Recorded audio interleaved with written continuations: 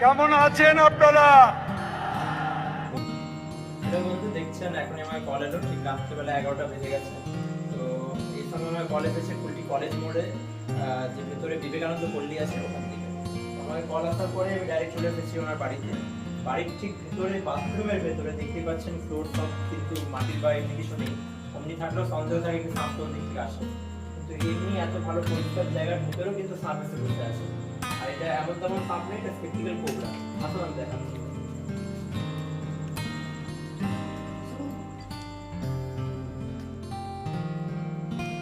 দেখুন বন্ধু, এটা সামনে এখানে প্যান আছে পুরো মার্বেলে, আর এটা একদম স্পেকটিক্যাল কোবরা। দেখতে পাচ্ছেন এক কোনাটা, দেখতে পাচ্ছেন বন্ধু।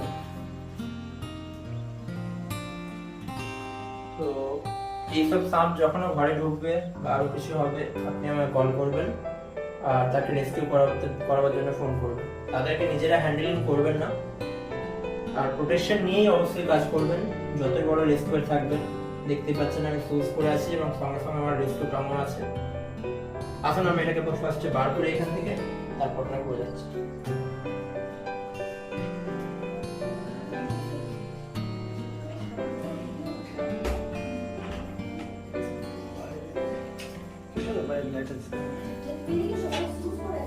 দেখতে পাচ্ছেন কেমন করে দাঁড়িয়ে আছে, কেমন গর্জন করছে,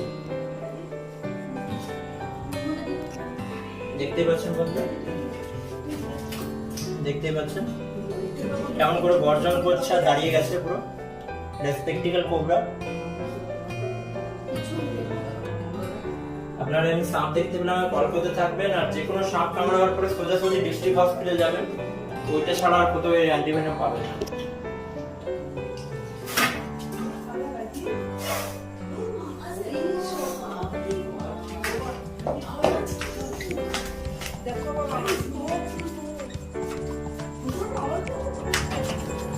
বাইরে নিয়ে চলে যাবেন।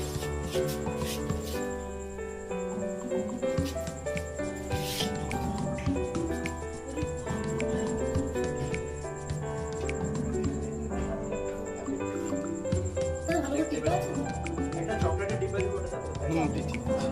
ছোট চকলেট। দেখতে পাচ্ছেন বাইক কামড় করছে।